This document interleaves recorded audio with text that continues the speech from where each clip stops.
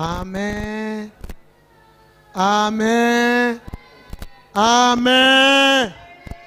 Oh, le frère Elijah. J'entends que lui ce matin. Amen. Ah. Gloire au Seigneur. Que le nom du Seigneur soit loué.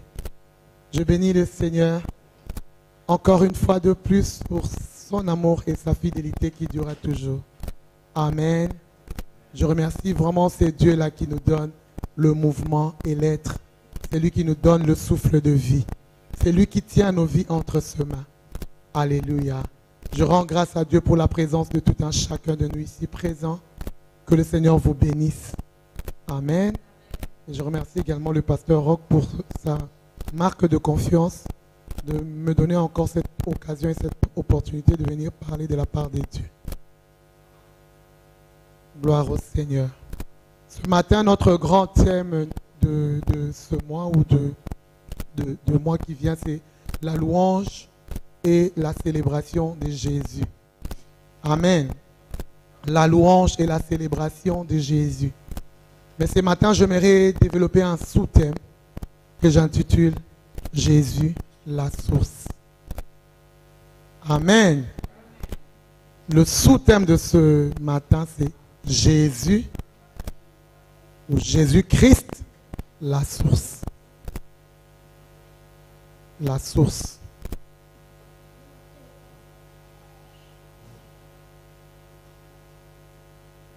Nous allons ouvrir nos Bibles dans Jean 4. Nous allons lire le verset 14.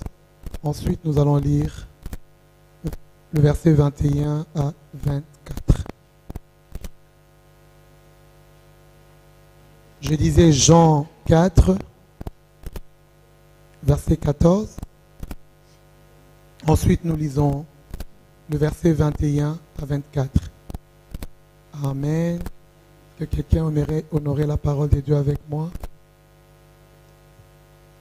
On peut s'élever pour honorer la parole de Dieu. Je lis au nom de Jésus. Mais celui qui boira de l'eau que je lui donne n'aura jamais soif. Et l'eau que je donnerai deviendra en lui une source d'eau qui jaillira jusqu'à la vie éternelle. Verset 21. Jésus lui dit,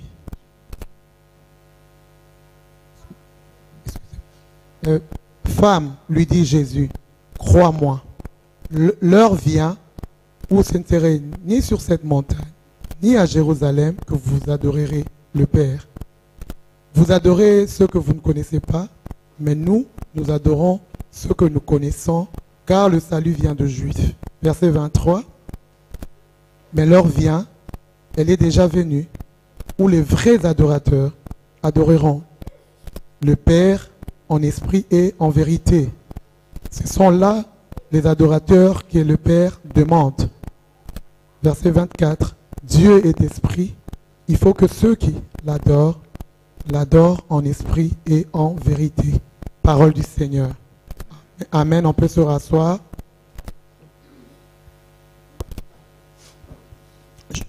Je disais notre thème, notre sous-thème de ce matin, c'est Jésus-Christ la source. Amen. Ça, c'est un chapitre ou un verset ou un récit que beaucoup de nous connaissent. Et ils ont déjà lu et relu et lu et relu. Mais ce matin, j'aimerais communiquer la pensée que le Saint-Esprit a mis dans mon esprit. La Bible dit au verset 14, « Mais celui qui boira de ce eau que je lui donnerai n'aura plus jamais soif. » On parle de la source, Jésus comme étant la source. Mais la source, au fait, c'est quoi la source? Quand on parle de la source, c'est quoi? Qu'est-ce qu'on veut dire par la source? La source est un lieu où l'eau sort naturellement. Amen. C'est un lieu où l'eau sort naturellement. Lorsque nous étions au pays, on allait puiser de l'eau, on voyait peut-être on voit une pierre peut-être qui dégage de l'eau. Et cette eau se répand. Et c'est cet endroit-là qu'on appelle la source. C'est le lieu de départ où est-ce que l'eau commence et elle coule. Amen. Et une autre définition que j'ai recueillie dans le dictionnaire, de la source. La source peut être définie aussi comme des principes, comme une cause, comme l'origine de quelque chose. Amen. Par exemple, lorsqu'on dit quelle est la source de ton problème, ça veut dire qu'on veut connaître l'origine. Amen. Et dans ce verset, lorsque nous lisons, on nous dit que Jésus, il a eu soif. Il avait tellement travaillé, il faisait chaud, il était fatigué. Et pendant que les disciples sont allés acheter à manger, chercher à manger, lui, il s'est mis dans un puits qu'on appelle le puits de Jacob. Et la Bible dit qu'il a eu soif. Ensuite, il voit une femme samaritaine qui vient pour puiser de l'eau. Vous savez, à l'époque, ou encore de nos jours, il y a beaucoup de séparation entre les ethnies, entre les tribus, entre les pays. Donc, ce sont des choses qui n'ont pas commencé aujourd'hui. Et cette femme dit à Jésus, mais comment est-ce que moi, je suis samaritaine, toi tu es juif, comment est-ce que tu peux me demander de l'eau? Ça veut dire que moi et toi, nous ne sommes pas de la même contrée. Moi et toi, nous ne sommes pas de la même tribu. Moi et toi, nous ne sommes pas du même pays. Comment est-ce que tu peux me demander quelque chose? Ce sont des choses, des réalités qu'on vit aujourd'hui. Alléluia. Pour aider ton frère, il ne doit pas être uniquement de ton village ou de ta patrie. Alléluia. Ou de ta nation. Cette femme a dit non, non, ce n'est pas possible. Moi, je ne peux pas te donner de l'eau.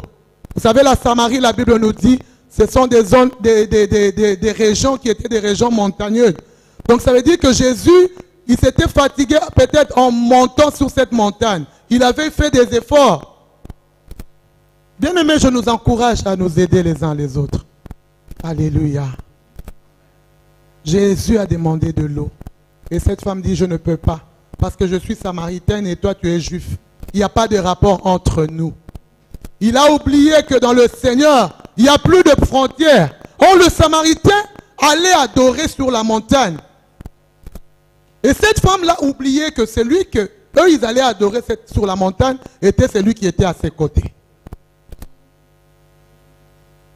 Jésus lui dit, écoute, si tu connaissais le don gratuit des dieux, si tu savais qui te parle aujourd'hui, c'est toi qui lui aurais demandé à boire.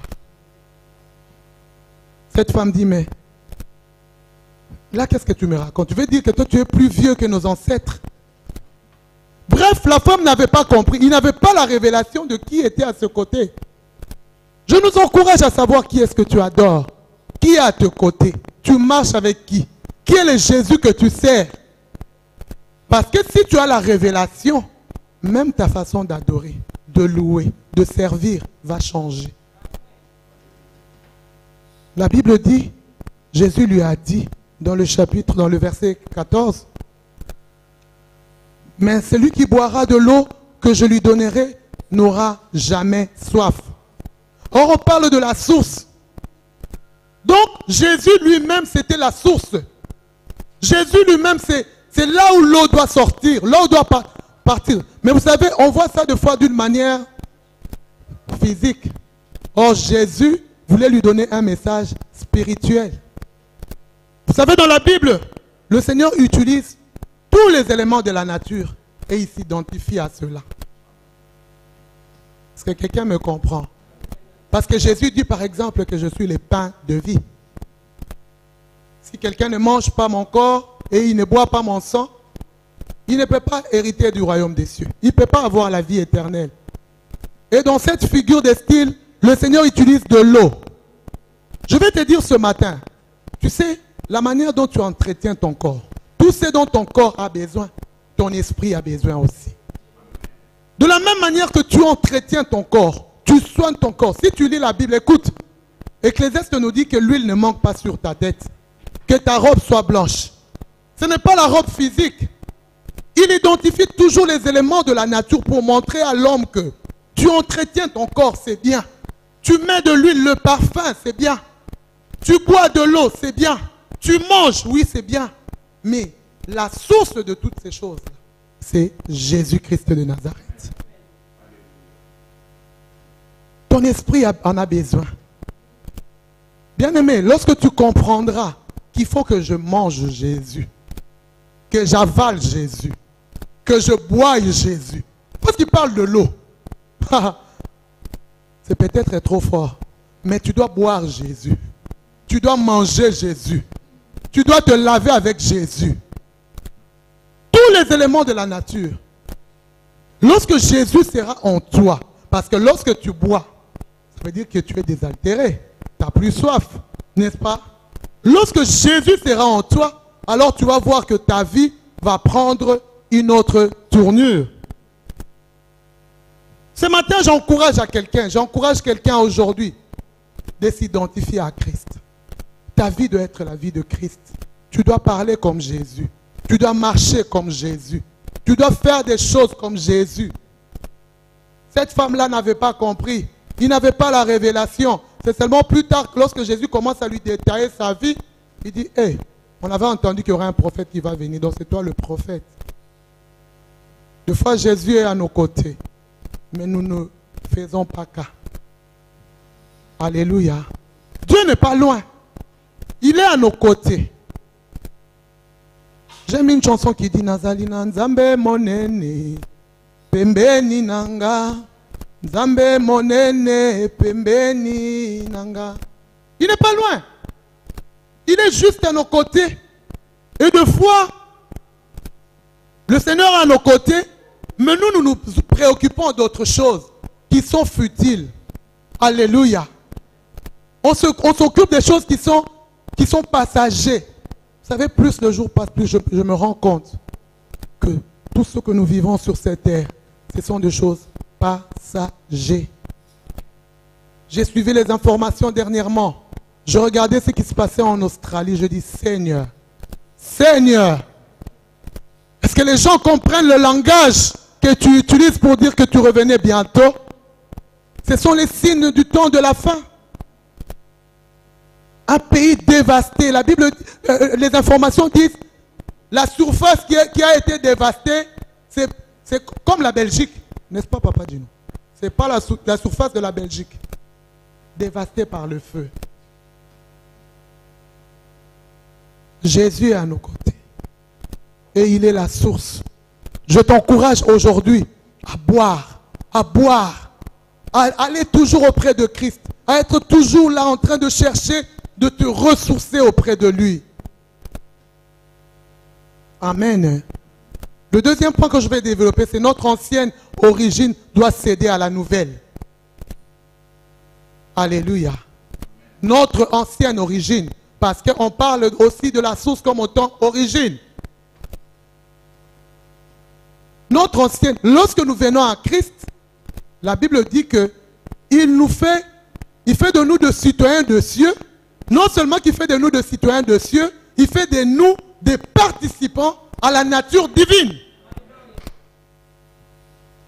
Nous devons avoir cette nature, bien-aimée. La Bible dit que quand quelqu'un vient en Christ, les choses anciennes doivent passer.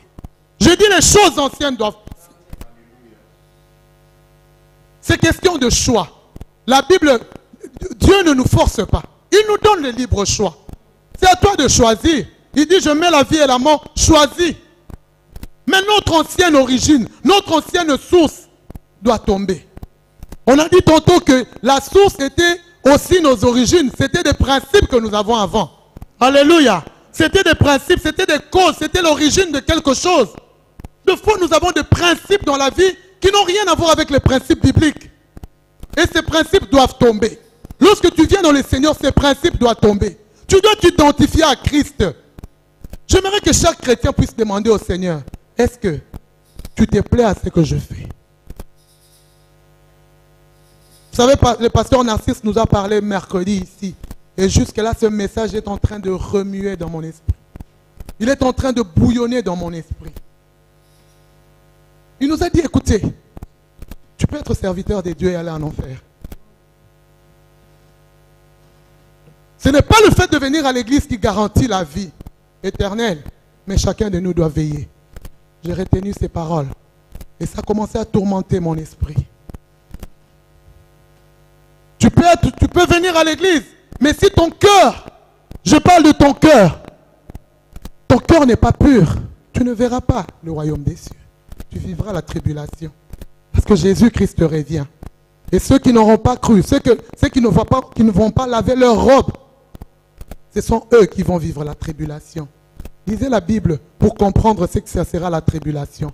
Lorsqu'il y aura l'enlèvement, tous ceux qui vont rester, ça sera terrible. Pour acheter, il faudrait la puce. On va parler de ces choses-là. Parce que l'Église doit être enseignée. On ne peut pas jouer avec la vie chrétienne. On ne peut pas jouer avec sa vie. Ta vie peut s'arrêter d'un jour au lendemain. Alléluia. Je ne dis pas ça pour nous faire peur, mais je dis ça pour nous faire prendre conscience de ce que le Seigneur veut pour nous. Je disais notre ancienne origine, notre ancienne source doit tomber. Vous savez, lorsqu'on est, nous avons rencontré par exemple nos parents, ils ont leur source, ils ont leur origine qui n'était pas forcément biblique. Ils ont leurs coutumes, leur façon de voir, qui n'était pas forcément la façon de voir dont le Seigneur veut. Et nous continuons à vivre tel que nos parents, nos ancêtres ont vécu. Lorsque nous venons au Seigneur, je veux te dire, écoute, toi tu dois changer l'histoire de ta famille. Avec la parole de Dieu, est-ce que quelqu'un m'a compris? Je dis, tu dois changer l'histoire de ta famille. Tu dois changer l'histoire de ta famille. Emmène le principe biblique dans ta vie. Lorsque nous croyons au Seigneur Jésus, notre ancienne origine, lorsqu'elle tombe, mais maintenant là, nous identifions à Christ. Alléluia. C'est pourquoi lorsque tu es là, tu fais quelque chose qui ne plaît pas au Seigneur. Le Saint-Esprit qui est en toi va commencer à te rappeler. Chacun de nous tel qu'il est là, le Saint-Esprit nous parle. De fois, tu es à Kara, mais mon lit, mon anzamba, l'obéla abisso. Si tu es de Dieu, le Saint-Esprit va te parler. Je dis, le Saint-Esprit va te parler. Lorsque tu avales Jésus, tu manges Jésus, tu bois Jésus, tu vis Jésus, et que tu n'écoutes pas la voix du Saint-Esprit, ça veut dire qu'il y a un souci. Soit c'est toi-même qui ne veux pas obéir. Mais le Seigneur nous parle. Amen. Le Seigneur nous parle. Et la Bible nous dit, lorsque le Seigneur a commencé à parler à cette femme, il a laissé sa cruche. Alléluia. Il a abandonné sa cruche. Et c'est cette cruche-là qui lui servait pour pouvoir puiser de l'eau. C'est cette cruche-là qu'il utilisait. Dans d'autres versions même, on nous dit, elle a brisé sa cruche. Parce qu'elle avait compris, cruche ou pas cruche, j'ai l'eau de vie à côté de moi. Alléluia. Récipient ou pas, j'ai l'eau de vie, j'ai une source de lui. Je peux puiser. Et il a commencé, cette femme, elle est devenue directement un témoin de Christ. Et lorsque Jésus commençait à lui parler sur l'adoration, parce que nous sommes dans le thème de la louange et de la célébration, on a déjà défini ce que c'était la louange et la célébration, je ne veux pas y revenir. Mais ce matin, je vais mettre plus un accent sur l'adoration. La Bible dit, lorsqu'il a compris ces choses-là, Jésus lui a dit, écoute, femme, ce n'est pas seulement sur cette montagne qu'il faut adorer. Alléluia. Ces principes-là que vous avez doivent tomber. Ce n'est pas seulement sur cette montagne que vous devez servir. Ce n'est pas seulement sur cette montagne que tu dois venir puiser. Là où tu veux, si tu veux puiser à la source de Christ, tu peux puiser. Alléluia. L'adoration, c'est lorsque nous venons en présence de Dieu, en n'importe quel lieu, en n'importe quel endroit, excusez-moi. À n'importe quel endroit et à n'importe quel moment. Ça ne t'arrive pas, tu es dans ta maison, tu as envie de tout abandonner pour te prosterner devant le Seigneur. Alléluia. Il dit, ce n'est pas sur cette montagne. Ce n'est plus sur cette montagne. Moi, je suis la source. Où que tu sois, j'aimerais dire à quelqu'un, où que tu sois, à n'importe quel lieu et à n'importe quel moment, tu peux te prosterner devant celui qui a créé les cieux et la terre. C'est lui qui est la source de notre vie. C'est lui qui est la source de notre joie. C'est lui qui est la source de notre paix. Lorsqu'on parle de Jésus comme étant la source, ça veut dire ta vie telle que tu es là, c'est Jésus. Sans lui, qu'est-ce que tu seras? Sans lui, qu'est-ce que je serai? Moi, je ne me vois pas vivre sans Christ. Alléluia. Je ne me vois pas vivre sans Jésus. Je ne me vois pas. Toi aussi, tel que tu es là, je ne te vois pas vivre sans Christ. Parce que sans lui, tu es rien. Tu es vulnérable. Il est la source. est la source.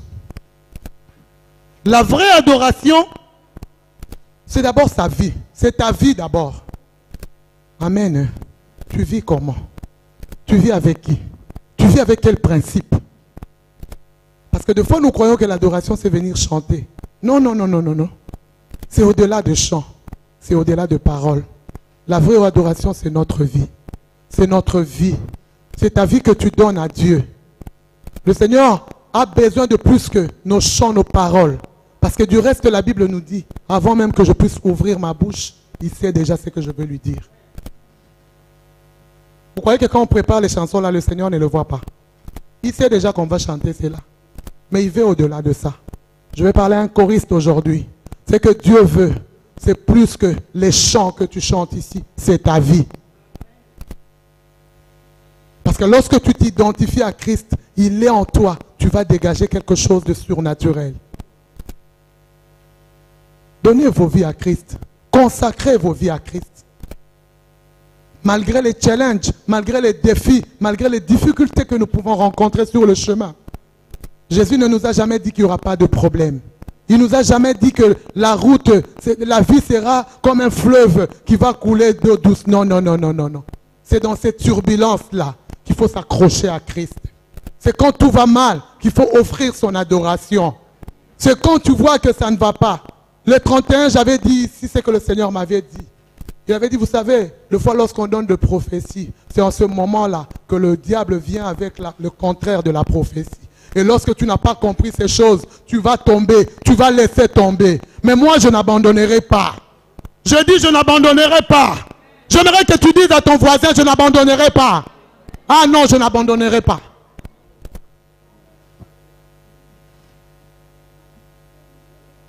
Le Seigneur est au milieu de nous. Il est au milieu de nous et il veut nous faire du bien. Nos vies doivent être réellement à Christ. Tout ce que nous faisons doit être réellement à Christ. Ce matin, j'aimerais interpeller quelqu'un pour te dire, tout ce que tu fais passer avant le Seigneur, c'est une idole. Je reprends. Tout ce que tu fais passer devant le Seigneur, avant le Seigneur, c'est une idole. Je dis c'est une idole.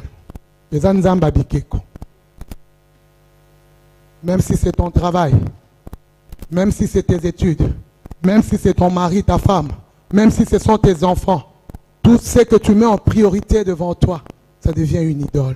Or la Bible nous dit, tu vas adorer un seul Dieu. Alléluia, de tout ton cœur, de toute ton âme et de toute ta force. Bien-aimés, je vais nous interpeller pour nous dire, le Seigneur est à la porte. Offrons-lui l'adoration qui lui est due. Offrons-lui le temps qui lui est dû. Offrons-lui ce qui lui est dû. Du reste, je dis toujours, tout ce que nous avons vient de l'Éternel. Amen. Si aujourd'hui il décide de retirer le souffle de vie, Okomi Ebembe, Bakomo Bengayo, pauvre. A tous qui riche na mokili, Bakomo Bengo pauvre.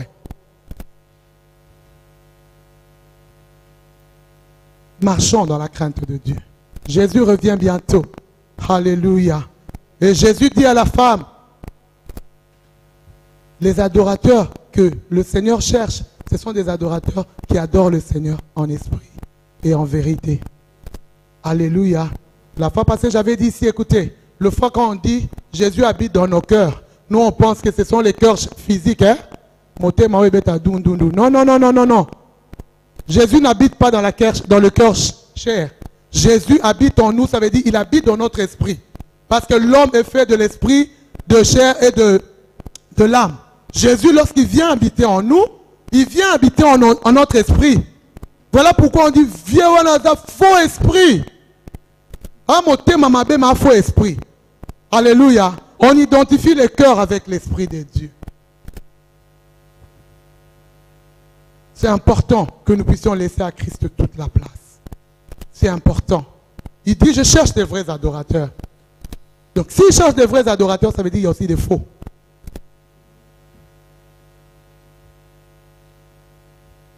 Des fois, on est fatigué de voir des personnes qui font les shows.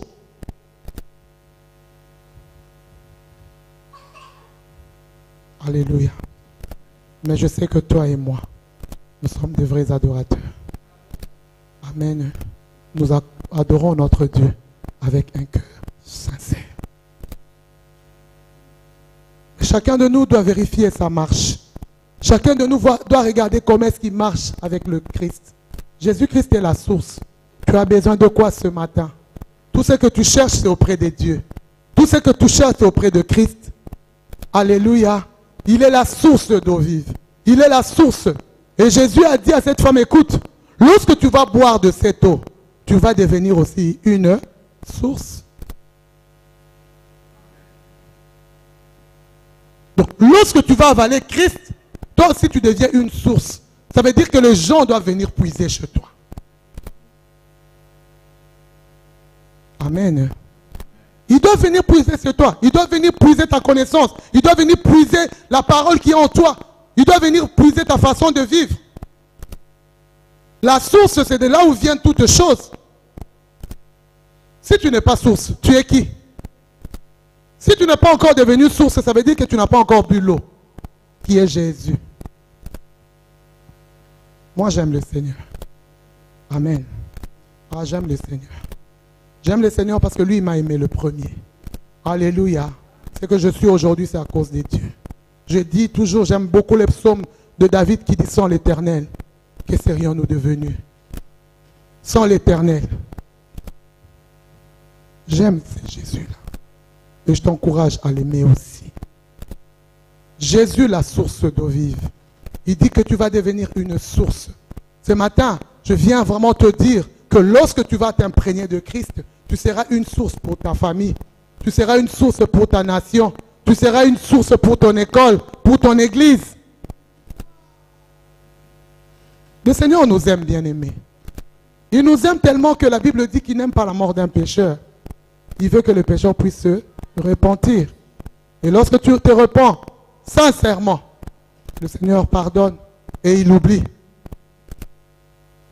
Il oublie. Et tu avances avec Christ. Amen. Ce sont là les adorateurs que le Père recherche. Sois un vrai adorateur. Et l'adoration, ce n'est pas seulement à l'église. L'adoration, c'est partout là où tu es. Parce que j'ai dit tantôt que l'adoration, c'est notre façon de vivre, n'est-ce pas? Amen. Partout où tu es, on doit savoir que tu es chrétien. Ne sois pas païen parmi les païens chrétiens. Tu vis dans la confusion. Non. Offre-toi totalement à Christ. Offre ta vie à Christ. Offre-toi, donne-toi à Christ. Et il y a des choses que lorsque tu viens au Seigneur, qui vont commencer à tomber un à un. Amen. Qui vont commencer à tomber. Parce que moi, je n'ai pas encore vu un chrétien parfait. Si vous le connaissez, vous me le montrez. Amen. Nous tous, nous venons dans la présence de Dieu. Comme Papa Narcisse disait la fois passée, Naya en église pour n'aller que na mabe, pour nous en changer. Yo soza malam, mon problème est exact. Gloire à Dieu. Mais ngana lingi nzamba changer nga. A changer nga na koma lokola Yesu. Alléluia. Oh nyo soza mabe na kati na nga sala nini ekweya.